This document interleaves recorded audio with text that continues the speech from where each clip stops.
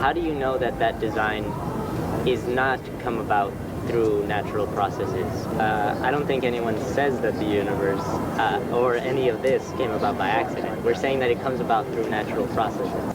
It's partially by chance, if not totally. You can't escape that. I guess I don't see why. So this guy tries to debunk Christianity, so make sure to watch till the end because I have a Bible verse that will tie all of this together. And shout out to Cliffe and give me an answer for making these videos. Let's get right into it. Little Johnny, first grade, kicks sand into Sally's face. Woo, Sally's crying, running to the teacher. Teacher comes out to little Johnny, first grader, and says, Johnny, you can't kick sand into Sally's face. Johnny picks up a hand of sand and throws it in the teacher's face. Not a good move, Johnny. Now Johnny is hauled into the principal's office. Principal says, Johnny, you kick sand into Sally's face, you threw a handful of sand into your teacher's face. What are you doing?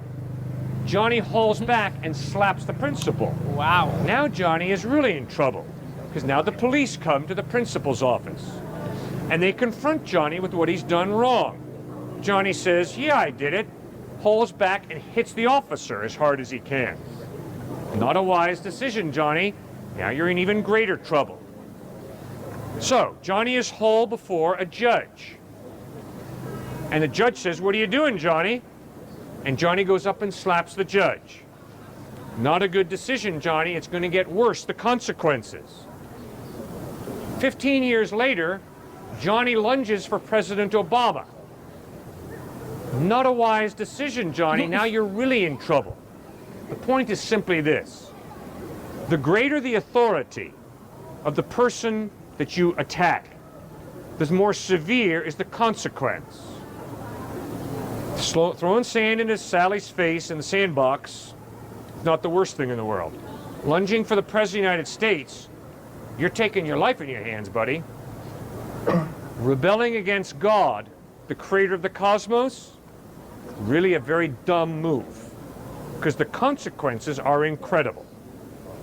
So God judges, because God is just, and when human beings do evil, because God is good, he must punish evil. Does that make any sense? Yeah, I think it kind of went on a bit, but but I guess another point I want to make. I think someone before already asked, but why do you believe in God? Pardon? Why do you believe in God? Why do I believe in God? Yeah. Well, the reason I believe in God is because Jesus Christ revealed what God's character is like. And because God's character is so loving, just, faithful, and true, that's the type of person I like to trust. And because God is that way, because his character is so good, I put my faith in him. So why do you believe he exists? Why do I believe he exists?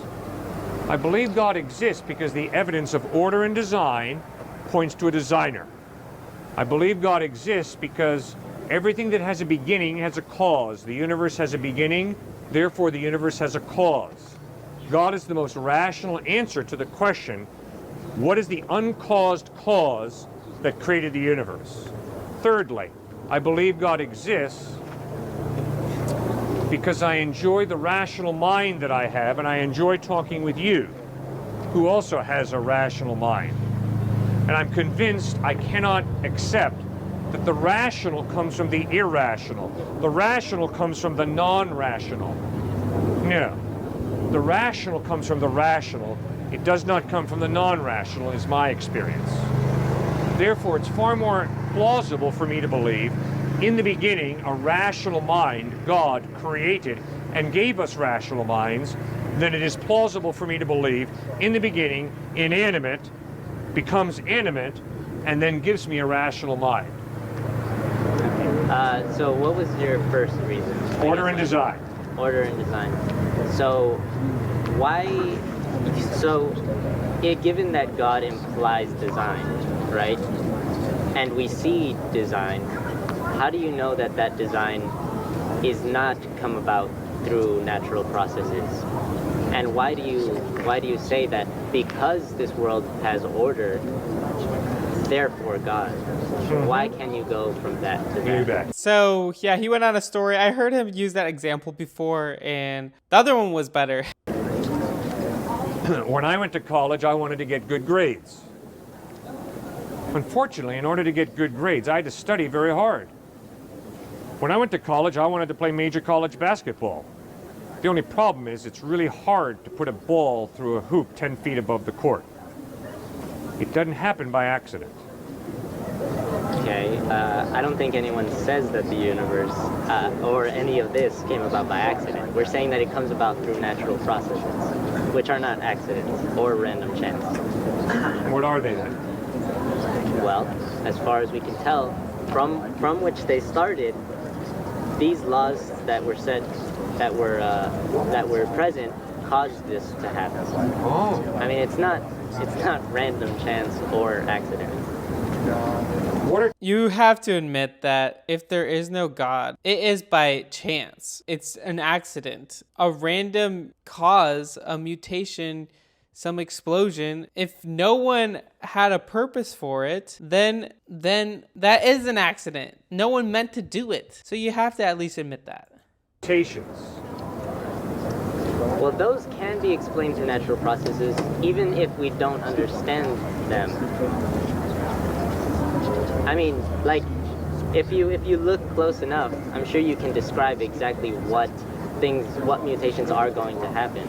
They aren't necessarily chance mutations at that point. We call them chance mutations because we can't look that deep, and because we have random samples. We have a lot of samples, and we can see which ones are most likely to come about. It's not really because they happen absolutely randomly. I mean, I don't know what the point of that was, I guess.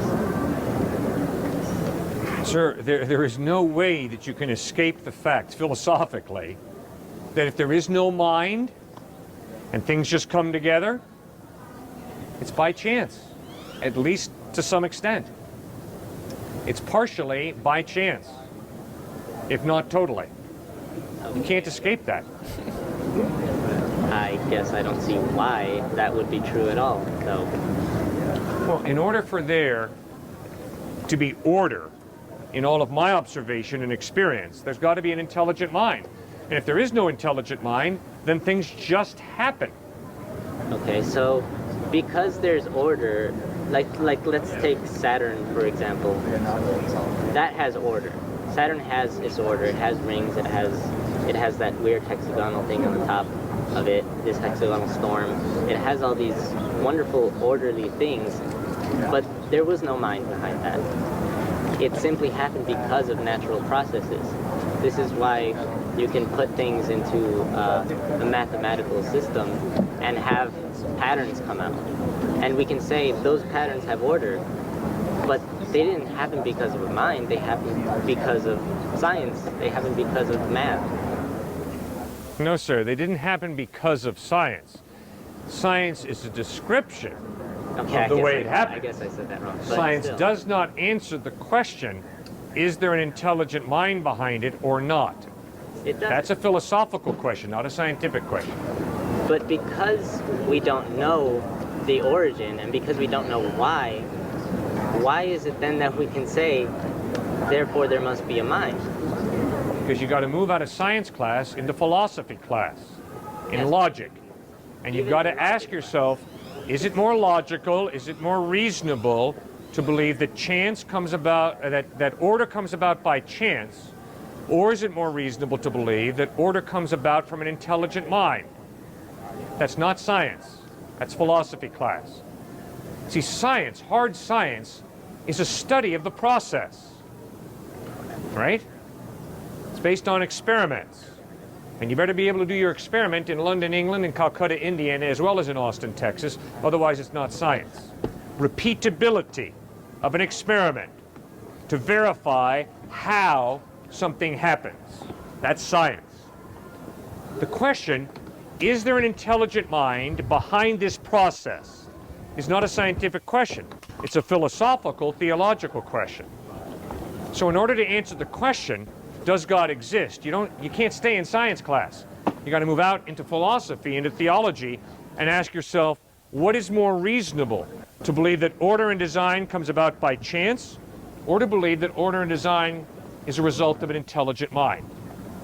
I would say I would 100% agree with that. If we're basing our belief off of science, in my opinion, following the best evidence points to a creator.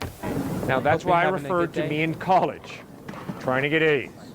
Me in college trying to get a ball through a hoop 10 feet off the floor. I couldn't do it well enough. I didn't get to play. Okay? To argue that someone can get an A on an exam by chance, to argue that someone can put a ball through a hoop by chance, is absurd for me. Because all of my observation and all of my experience is order and design, be it an A on an exam or be it putting a ball through a hoop, takes incredible coordination, thought, intent. Okay, I guess let me move on to the second one. You said the uncaused cause, right? Yeah. And I guess this goes with what we were just talking about. I don't think anyone is saying that the universe came about by chance. I know you hear people saying it, but I don't agree with them. Because He's like, I don't know if anyone is saying that the universe came about by chance. And then says, I know people are saying it, but just contradicts himself. we don't know what caused the universe. That isn't saying that it came about by chance. We're just saying that we don't know. And that's not a bad thing to say, we don't know. But I guess the uncaused cause thing, I've heard this before, I guess. Why can you say that the uncaused cause is therefore God? Why can't it be another natural thing that is outside the universe? Or something that caused the universe into existence and is not any sort of mindful God? I mean, Well, you there's can so many say anything you want to. The question is, does it make sense? It can. So what on earth are you talking about? I mean, just like I can't describe what it is, but just because I can't doesn't mean it can't be anything else. I mean, let's say there's this spark somewhere else, and that somewhere outside of the universe. I mean, it doesn't sound right, but let's say it was. Let's say it was this event outside of the universe. That caused the universe into existence. I mean, then that would blow God out of the water. And then we'll have even more, let's say. Like, what caused that event to cause? What caused God, let's say? I mean, you can keep going, and if you do find an uncaused cause, what's to say that that thing is God? I mean, it doesn't make any sense to say that. Okay. So you just go ahead and say it doesn't make any sense, but it's possible. And I'm standing here saying, I can't live my life that way, sir. I follow the evidence. And it's a cop-out for me to say, well, I can't explain it, and there's no evidence for it, but if it's true, then it'll blow God out of the water. Are you serious? You can live your life that way? Well, I don't see any evidence for God. So, I mean, as far as I know, well, I don't know is the point. And I can't say that there is a God because I don't know. Okay, well, you live your life making moral decisions. Yeah. Many of those moral decisions you are convinced are really true. That's why you use the word should and ought. Sir, if those morals that you hold to so tightly are real and true, it points you to a moral lawgiver. Okay. That sounds like God. Yeah. So objective morality is the point, right? Right. I don't believe in objective morality. Really? Yes. But If I go and kick her in the face, what are you going to say to me? that's not the point. No, that is the point, sir. Oh, wow. You'll see. I'm sorry. Everyone who says I don't believe in objective morality is just crazy. That's the Of course. exact point. Of course, if you kick somebody in the face, Yeah. I believe that is wrong. But why I believe it is wrong is not because of objective morality. Everybody shares an opinion about what's right and what's wrong. Other people have different opinions. Other people have another opinion.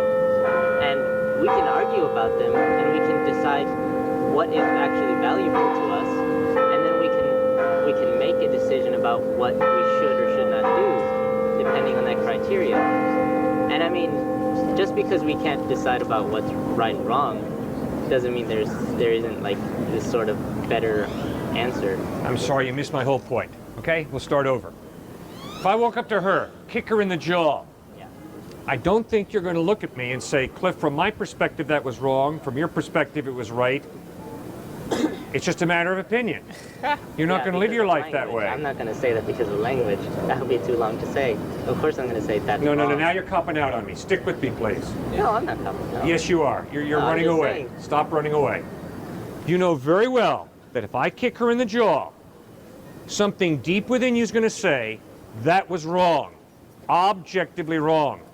You're going to feel that so intensely, you're going to be so convicted that you're going to look me in the face and say, Cliff, don't kick anybody ever again the way you just kicked her. Okay. You're laying it right on the line. Yeah. You're not in la-la land telling me, well, maybe it was right, maybe it was wrong, but I understand it's all a matter of your definition. You're not going to do that. You can't live that way. Instead, you're going to live as if me kicking her in the jaw is absolutely, objectively wrong. Am I wrong or am I right? Well, I'm not going to say that it's objective, but... Baloney. What? You're not being truthful. I am being truthful. No, you're not. How do you know? Because I'm convinced that if I go kick her in the jaw... Because, Corpse, Cliff goes to violence again because it's such an amazing example. You can't be completely morally relative. There is objective morals. You're not going to say that's an option. That's acceptable. No. You're not going to do that. Of course it's an option for you, but I'm going to say that if you kick her in the jaw, that should not have been done because, well, inside me I'm going to feel, wow, this guy's a dangerous person. He's just kicked her in the jaw. But why I tell you that that's wrong and why you should be punished is because if I don't do that, then it causes this sort of social, I guess, I'm not good at speaking here, but it causes this social idea that doing that will get you punished, and then therefore other people won't do that. I mean, it's a lot more complicated than what I'm saying right now, but I mean, that's why we say that's wrong, don't do that, because then when we punish you, then you'll be less likely to do it in the future, and other people will be less likely to do it in the future. All right, it's real simple, sir. You said it beautifully. If I kick her in the jaw, you're going to tell me you should not. When you use the word should not, you are appealing to an objective moral. No. Yep, absolutely. Should not. What does that mean? Should not. Ought not. You're appealing to a standard outside of the three of us. And you're saying, Cliff, when you kicked her in the jaw, that was wrong. Not just because I'm threatened, but because you violated shouldness, oughtness. Where do you get shouldness? Where do you get oughtness? You only get it if it's a real value that you're appealing to, and you're hoping that to should or not to should, to ought or not to ought. I have a conscience that's operating that ties me into that real value of shouldness, justness, justice, oughtness. I don't agree. We disagree. Yeah. We agree to disagree. All right. And you can't live it out. That's your problem. True. At the end of the day, they're gonna voice their moral objective for you, whether they like to admit it or not. All right, now I need to get a Bible verse up here. Proverbs 14:12 says, "There is a path before each person that seems right, but it ends in death." There's one path that is right, and that is going to Jesus. So guys, I encourage you to go to Jesus today. I hope that you all seek to have a relationship with him more than anything else. That would be the best decision of your entire life. In the description below, you can click the link to help you decide to follow Jesus for the first time. I encourage you to do that today.